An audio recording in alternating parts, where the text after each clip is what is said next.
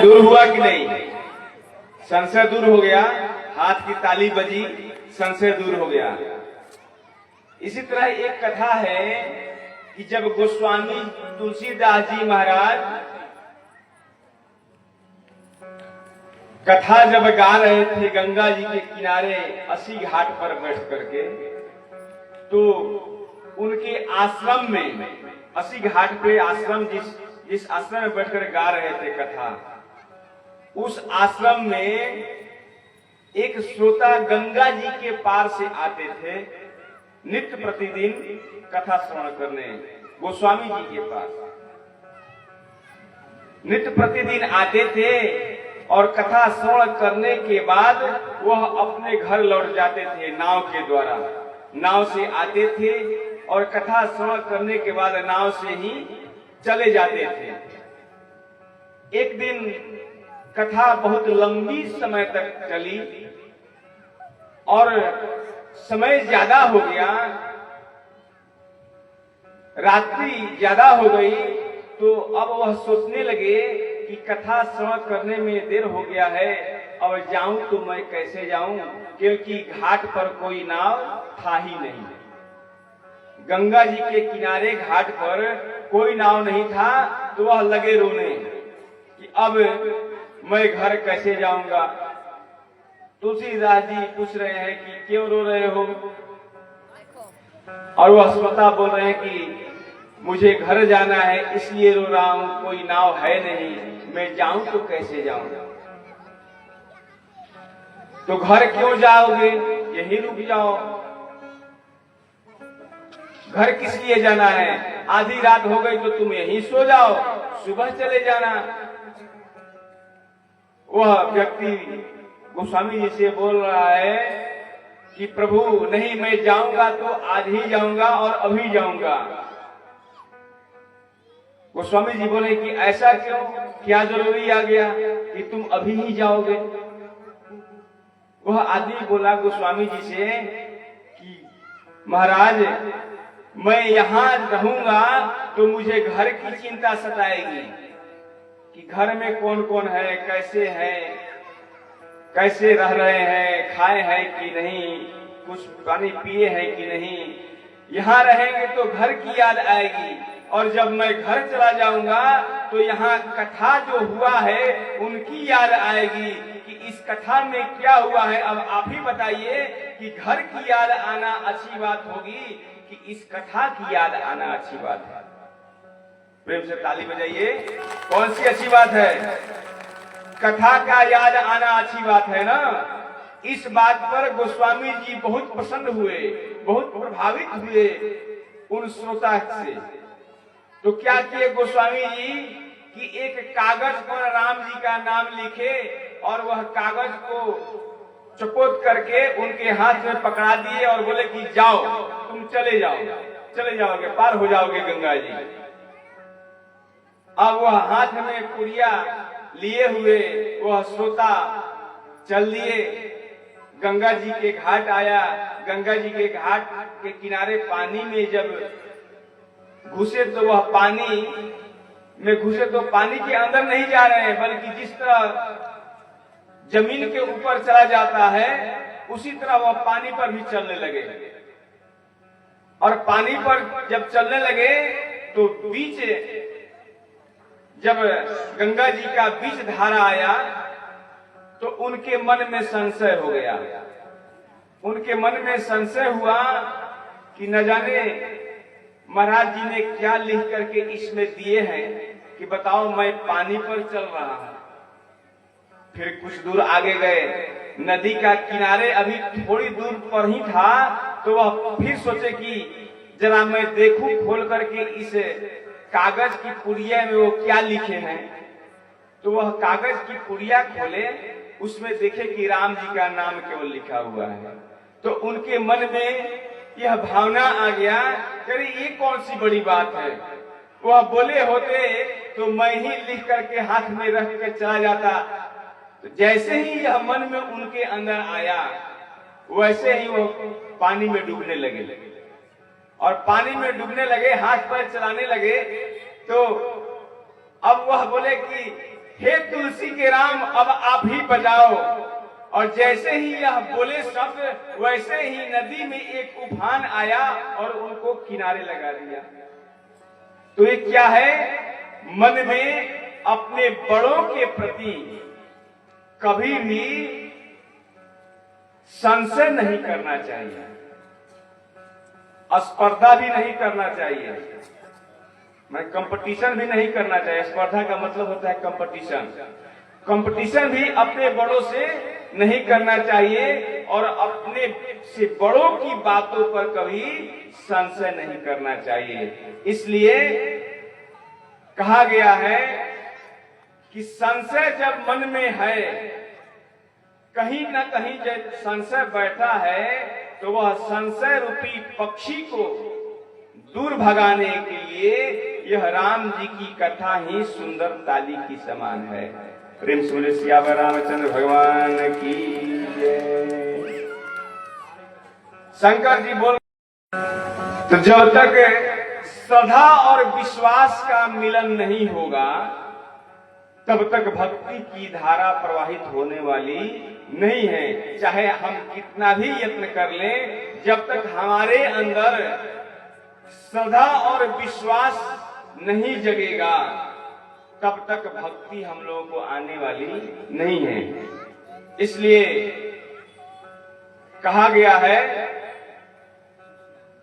संबल, संबल मतलब होता है विश्वास। तू संबल नाम का लेकर किनारों से किनारा कर, तू संबल नाम का लेकर किनारों से किनारा कर, किनारे टूट जाते हैं, किनारे टूट जाते हैं, किनारों का भरोसा टूट जाते हैं, किनारों का भरोसा।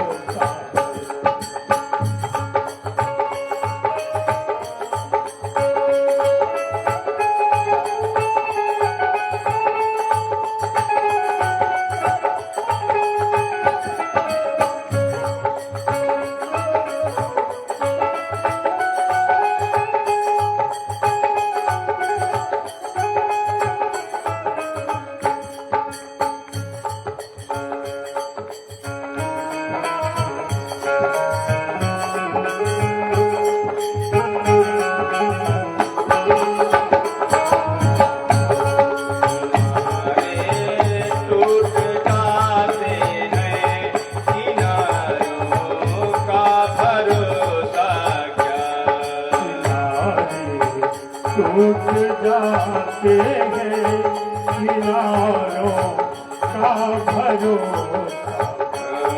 उलझ मत दिल बहारों में, उलझ मत दिल बहारों में, बहारों का भरोसा क्या।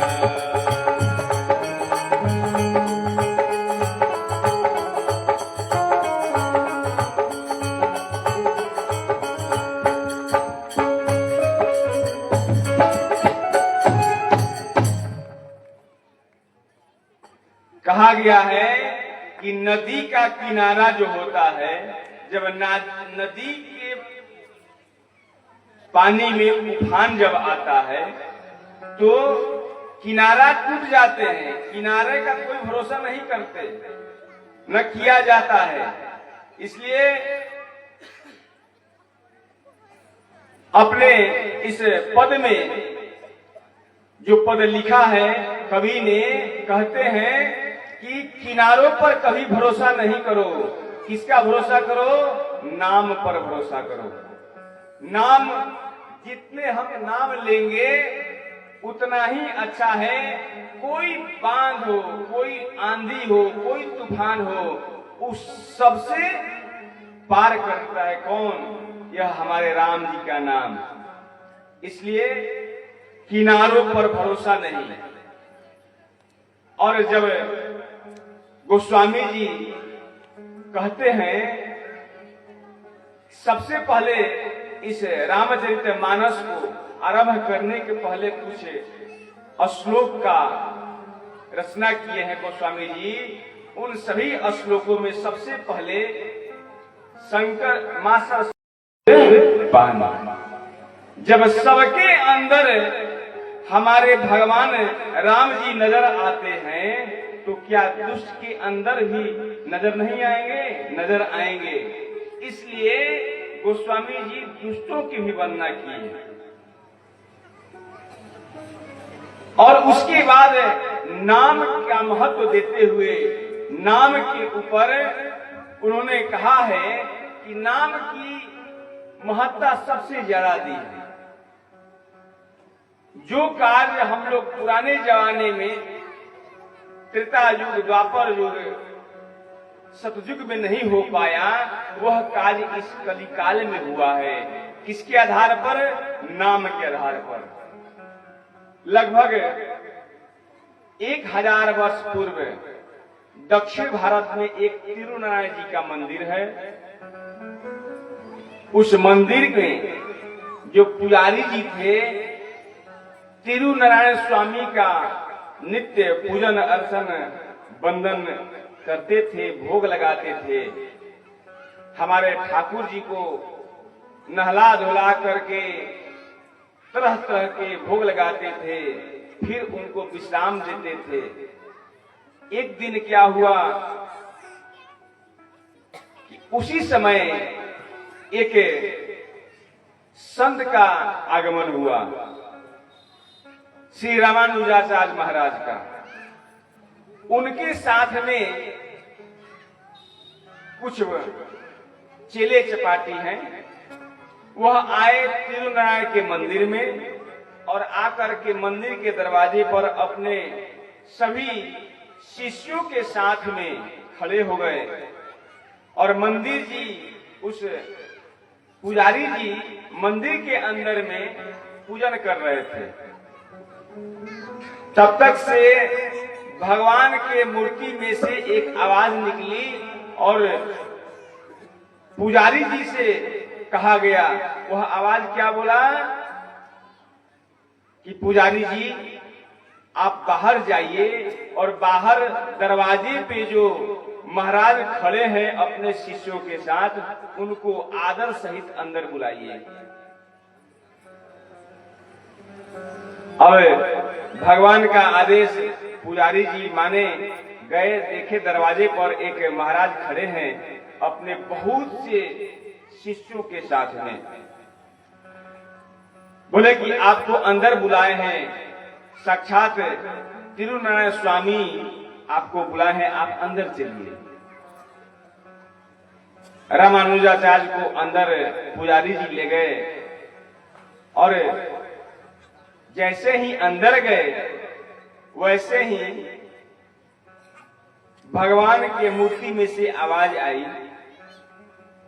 कि महाराज आप ये बताइए कि आपके साथ इतने सारे शिष्य आए हैं और सब मेरा भक्त हैं, ऐसा आप लोग क्या कर देते हैं, क्या पाठ पढ़ाते हैं कि इतने सारे लोग हमारे भक्त हैं। मैं सतयुग में आया, सबको कहा कि आओ मेरी शरण में आ जाओ, आओ मेरी शरण में आ जाओ, तो गिने चुने लोग ही हमारे शरण में आए। त्रेता युग में आया राम जी के अवतार में, तब पर भी मैं सबसे बोला कि मेरी शरण में आ जाओ, मेरी शरण में आ जाओ। उस समय भी गिने चुने ही लोग मेरे शरण में आए। द्वापर में कन्हैया बनकर आया, उस युग में भी मैं सबसे बोला कि मेरी शरण में आओ, मेरी शरण में आओ, तो उस समय भी गिने चुने ही लोग मेरी शरण में आए हैं। और इस कली काल में आप लोग कौन सी युक्ति अपनाते हैं, कौन सा पाठ पढ़ाते हैं जिससे इतने सारे लोग मेरी शरण में आ रहे हैं। तो रामानुजाचार्य भगवान तिरुनारायण से बोले कि महाराज मैं ऐसे ही थोड़े बताऊंगा, आप ऊपर बैठे हैं, मैं नीचे हूं, तो जो पूछने वाला होता है वह नीचे होता है और जो बताने वाला होता है वह ऊपर होता है। यानी कि आप हमसे कुछ जिज्ञासा रख रहे हैं जानने के लिए, यानी कि आप सुनना चाहते हैं और मैं बताना चाहता हूं, मैं बताने वाला हूं। तो सबसे अच्छा यही होगा कि जब आप नीचे आइएगा और मुझे ऊपर बैठाइएगा, तब मैं आपको इस प्रश्न का उत्तर दूंगा। भगवान पुजारी जी से बोले कि जैसा महाराज कह रहे हैं वैसा ही किया जाए। तो भगवान की मूर्ति को नीचे उतारा गया और तिरुनारायण स्वामी के मंदिर में जो आचार्य जी आए थे उनको ऊपर बिठाया गया। अब जब वो ऊपर बैठ गए और भगवान को नीचे रखा गया, तो अब भगवान बोल रहे हैं कि हाँ अब बताइए, अब आप मेरे प्रश्नों का उत्तर दीजिए। अब रामानुजाचार्य जी महाराज बोल रहे हैं कि मैं ऐसे थोड़े बताऊंगा, पहले आप ये कहिए, पहले आप मेरा चेला बनिए, उसके बाद मैं आपका जवाब दूंगा। चेला बने, भगवान में चेला बने, हाँ हाँ चेला बनिए, आप मेरा शिष्य बनिए, तब मैं आपके प्रश्नों का उत्तर दूंगा। तो महाराज जी अपने बगल से एक रामनामी उतारे और लेकर के अपने को उड़ाए और भगवान के मूर्ति को उड़ाए और भगवान के कान में 3 बार भगवान का नाम ही बोल दिए। जब भगवान का नाम बोल दिए तो भगवान बोले कि ये तुम क्या कर रहे हो, इस तरह थोड़े में समझाया जाता है, इस तरह थोड़े बताया जाता है। तो आचार्य जी बोल रहे हैं कि प्रभु मुझे जो बोलना था वो मैं बोल दिया। भगवान बोले इस तरह से तुम लोग चेला बनाते हो, शिष्य बनाते हो। अब आचार्य जी बोले कि ठीक है, वही बात समझ लिए कि आज से मैं आपका गुरु और आप मेरा चेला। भगवान बोले कि तुम हमें बुद्धू समझ रहे हो। अब हाथ जोड़ करके आचार्य जी भगवान के समक्ष खड़े हो गए, बोले कि प्रभु हम लोग कुछ नहीं करते हैं, जो सवाल आप पूछा है हमसे उस सवाल का जवाब इसी तरह देना उचित मैं समझा, इसलिए मैं यही आपका उत्तर आपके कान में दे दिया। हम लोग कुछ करते नहीं हैं, हम लोग तो केवल जो भक्त आते हैं उनके कान में भगवान का नाम ही 3 बार बोल देते हैं, उसी से वह आपके चरण में आ जाता है। प्रभु हम लोग कुछ नहीं करते हैं, आपके जो काम आप सतयुग, द्वापर युग, त्रेता युग में नहीं कर पाए हैं, वही काम आज आपके नाम कर दे रहा है। प्रभु हम लोग कुछ नहीं कर रहे हैं।